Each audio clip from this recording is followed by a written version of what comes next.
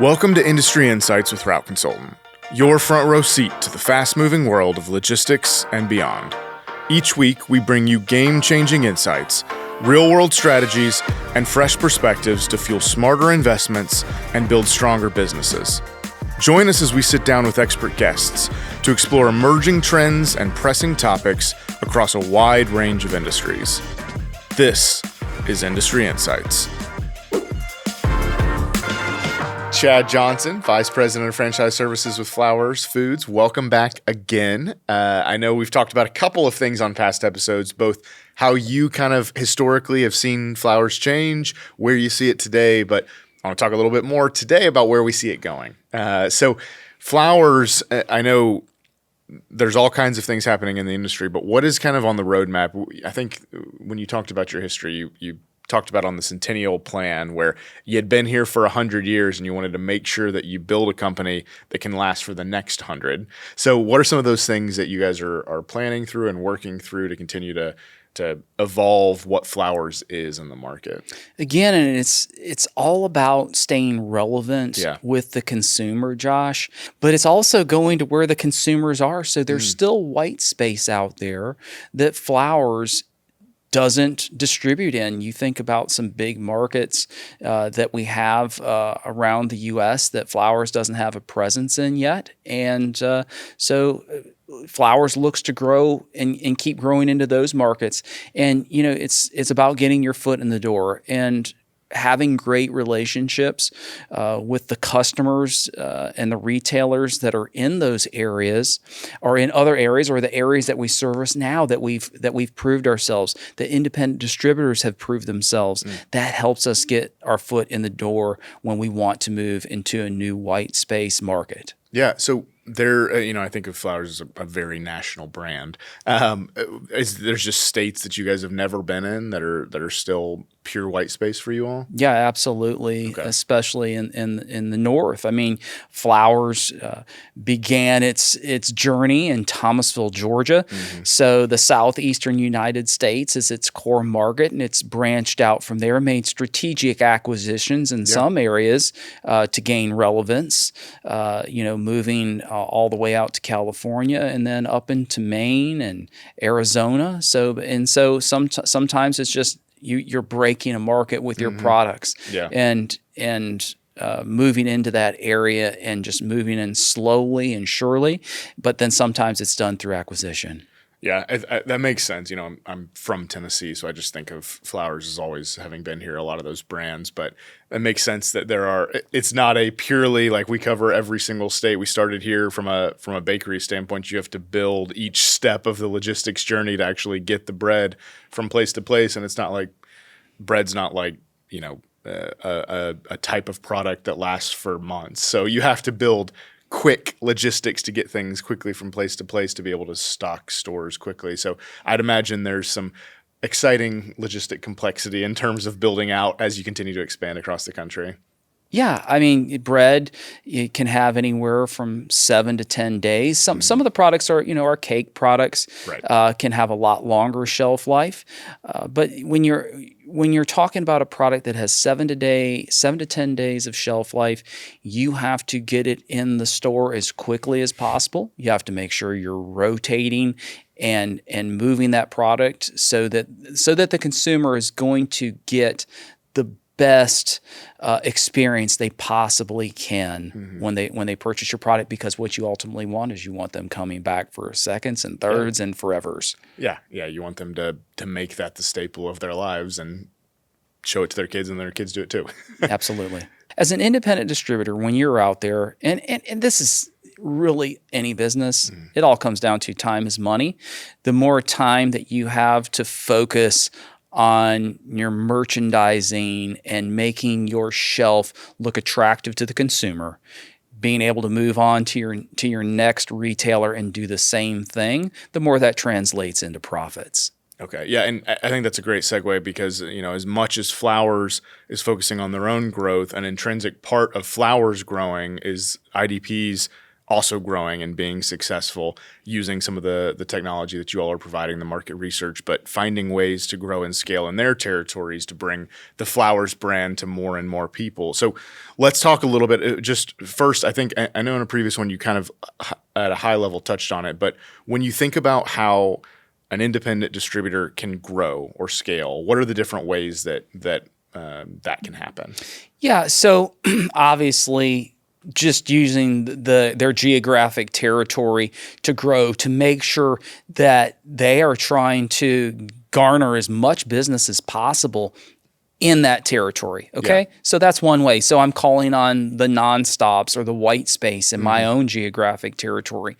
But it may, if you start off and you buy one territory and, I have potential to, I really think that I could grow this business. I want to buy some more territories and actually look at having an employee model where I'm running a multi-territory operation and, having your own managers within that territory and managing a large business as opposed to a one-man, one-van operation. That's where you can really start realizing some big profits. Yeah, we'll come back to multi-route in just a second because there's a lot I want to talk about there. But when you're non-stops, adding stops that are in your territory, what does that look like? Do you just walk into a store that you're not selling flowers and have a conversation? How does that go?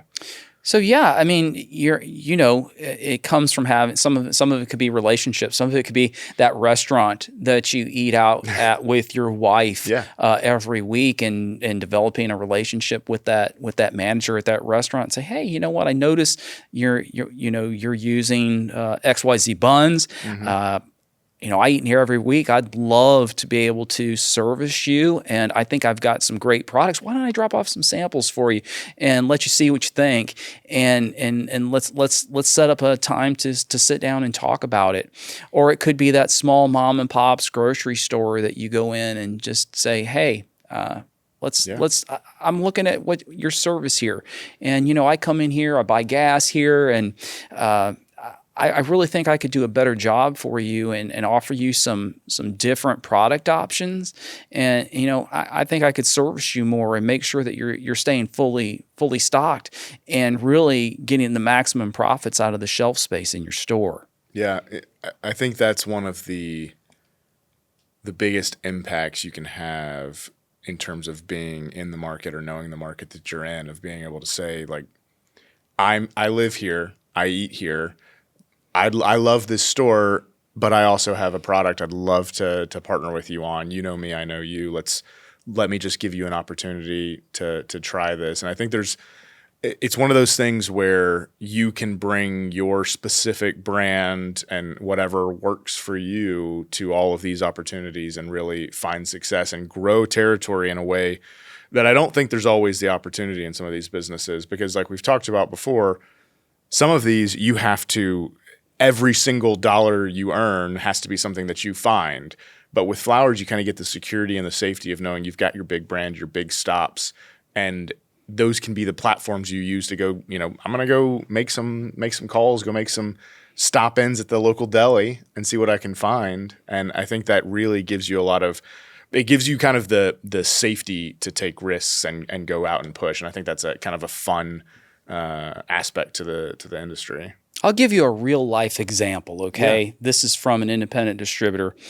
And this independent distributor was there was a small but good business. It was a breakfast shop. Yeah. And he'd go in there continually trying to garner the business, and they were like, you got great products. But the person that's been servicing me has been here for the last 30 years, done a great job. And I don't have any reason to make a change. But he never stopped calling on them. And this was probably about 5 years ago. There was a big snowstorm in the area, and the person that had been servicing the store wasn't going to make it. And they called up our IDP and said, we really need some product. They didn't promise him anything, but they said, look, we're going to run out of product. We've got people coming in here. We need product. Can you help us out? What do you need? Mm-hmm. I sure can. And he took him the product and never asked for any business, never made it, okay, I do this, you do that, and just did it, did a smile on his face, and within the next 3 months, he had garnered that business. Yeah. Yeah, that's a fantastic example of just how you can leverage the consistency of your business and what you're providing and just be there when it's needed and ultimately win those businesses. Yep. So, I know there's that side of it. I know that you can grow within your existing stores, grow your footprint, but let's talk about multi-route ownership, because I think that's something a lot of people don't even realize is an option. Even contractors that are in the space now who've been doing it for 20 years don't even necessarily realize that they could own multiple routes or multiple territories in this space. So is this something you've always seen in your 30 years, or is it, when was kind of the first time you started seeing this? So for me personally, the first time I saw it was in 2016, and it was mind-blowing to me because even at that time, I mean, I had been with the company for close to 21 years, and I met an independent distributor in the North Georgia area who was buying his second territory. And it just blew my mind. I'm like, how can you possibly do this? Yeah. Now you're going to have two territories. What happens when somebody calls in sick? I mean, how are you going to run that other territory? And, but he saw the potential there. Yeah. And he took the risk, like you were just talking about, right? It's a risk. That's what entrepreneurs do. They're going to take calculated risks and try to have a good plan in place and have contingencies when there's problems, because there's always going to be problems, right? You're going to have a tire blowout on a truck, or an engine failure, or somebody's going to get sick. I mean, things aren't perfect, but it worked for him. And he said, he told me, he said, having two territories was one of the toughest things I did, because I didn't have the operating capital to hire in the management that I needed to make sure that there were safeguards there. But I had other people there to support me, and it worked. And I kept growing, and eventually got to a place where I owned enough territories to where I had the support structure to where I could have two people call in sick, and I was covered, and I had extra truck. So if a truck broke down, I didn't have to rent one and have those costs going out the door. Yeah. And I really think that's. I think there's a lot of opportunity in this industry, and I think some of what you've said is echoed it, of building a business as opposed to just thinking about it as the route that you run, but really starting to layer in efficiencies from a management perspective, from a contingency perspective, and I think that adds value for everyone. It's Flowers is no longer depending on one man, one van. You've got a business set up where they can focus on all of the operational efficiencies, and they've got layers where if somebody calls out, they've got their own contingencies. You guys don't have to worry about it. So I think there's a lot of value in it. How have you seen that kind of evolve? You found out 2016 is how you found the first one, but have you found more over the years since then? Oh, yes. I mean, it's proliferated. Yeah. And we have a large contingency now of multi-territory owners that are extremely profitable, run great businesses, and have great business practices. And it's it helps us because, we do have company territories. Some of our areas are 100% company territories. They're not independent distributors. And so we have what's called our Distributor Advisory Council, and that is actually comprised all of multi-territory owners.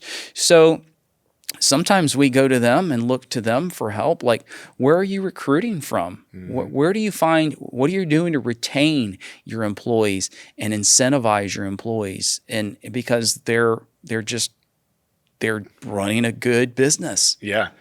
And I think that's one of the really, I think, comforting and exciting things that you all do is that you're going to find the best in terms of your IDP base and the ones that are doing it well at scale, and really trying to find ways to learn from them, to encapsulate what they're doing and find the right ways to help others and support others when you can. But helping to just see that, this is a model that works. And instead of saying, we don't want anyone to run multi-routes because it's scary, you're really embracing it and instead finding ways to make it work for both the IDP and Flowers. Yep. Now, what's kind of the biggest you've seen somebody start to move towards? Is 2, 3? Like how big have you seen somebody start to grow? 15. Yeah, I believe is the most. Which is I think in the bread space is like an absurd, astronomical number. Most people wouldn't even know how to think about that, but it really does make sense, I think, for this industry and for what is possible and some of the changes that I think are possible in this industry in terms of what the contractors are capable of once they kind of see the possibilities. And that's really, I think, some of the exciting things. Right, because then they have the operating capital to really just build a great business that is there to take care of their customers, right? Yeah. They have the management in place. They have the vacation relief in place. They have the extra trucks. They have team members that are going into the stores and doing the pull-ups, making sure that bread is looking just standing tall for the customers and the consumers and whenever they're shopping and looking at that bread aisle. And it just provides a really strong winning formula for profits. Yeah, it's a different level of sophistication that, like you said, I think it adds value for the independent and for Flowers, because the more that they're able to pull back and focus on things like their brand image, merchandising in all of their stores and keeping something really consistent, the better it'll make that overall territory look for Flowers and for all of their stores, and keeping a consistency there that I think is sometimes harder to do, independent to independent. But when you can really look at, 10, 12 and say, I know what good looks like, I'm going to make sure all of my territories look like that and enforce that at a high level, but also kind of work with my independents so that they can go be, the salesmen that I know they're good at being and the deliverers that I know they're being good at being, but I can kind of provide that top level of support and management. Yeah, and let me tell you another thing that they do.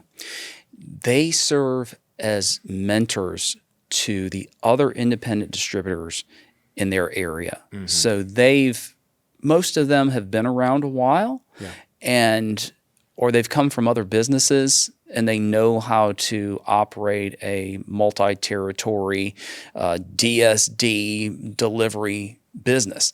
And, especially when you have somebody young that's coming in, or for lack of a better term, someone that's a little bit green, they serve as mentors to those individuals to help them succeed. So I've seen that time in and time out where our independent distributor partners are so supportive of their counterparts and helping them succeed, whether it be from giving them merchandising tips or ordering tips or whatever it may be, just trying to help them be successful. And I witnessed that as I was coming up and working in a warehouse and just seeing how supportive and the camaraderie that is there to make sure that everybody's performing at a high level and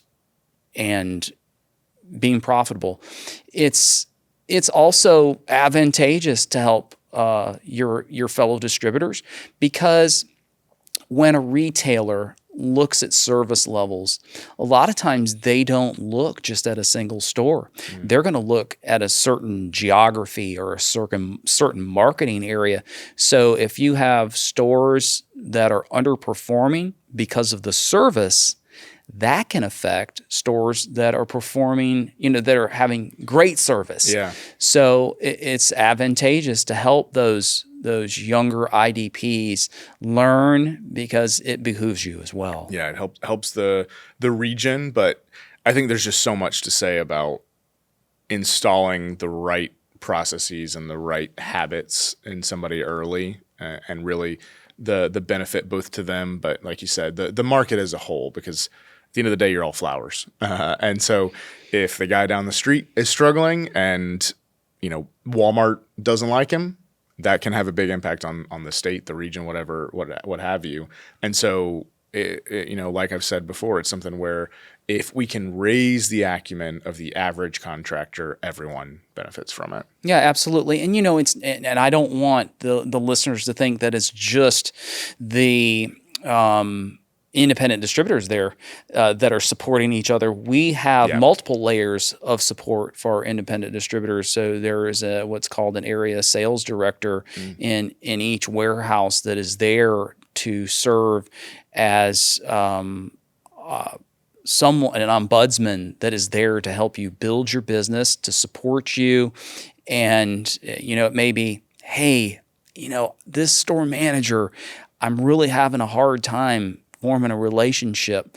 Hey, and the ASD, area sales director, could say, I've got a great relationship with them. Why don't we all go to lunch one day? That's great. That's huge. Because even if they don't have a relationship with that person, just a different title can do a lot to open up doors. But I think that is rare to hear, but is really impactful from a support perspective. Just to know that the bakery is selling into Walmart, so somebody at Walmart has to know flowers, and so that you all can open doors or mend bridges if need be to help keep all of the relationships strong. Yeah, absolutely.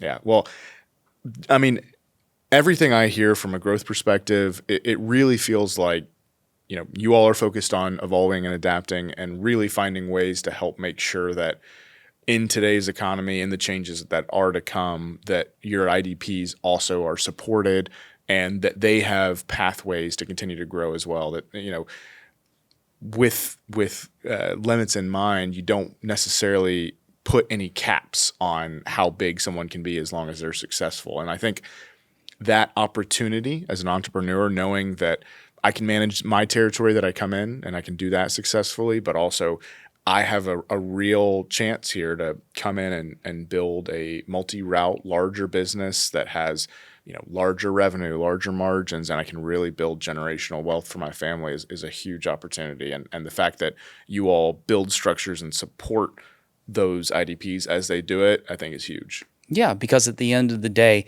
if the IDPs aren't winning, aren't profitable, aren't successful, it translates over right to flowers as well. Yeah. Well, Chad, I think that is just a really encouraging look at how you all see the market, where you see it going, how growth is kind of viewed at Flowers and how you view the model. And I really appreciate your insight on all of this. Thank you for the time today. Yeah, thanks for being here. Thank you, Josh.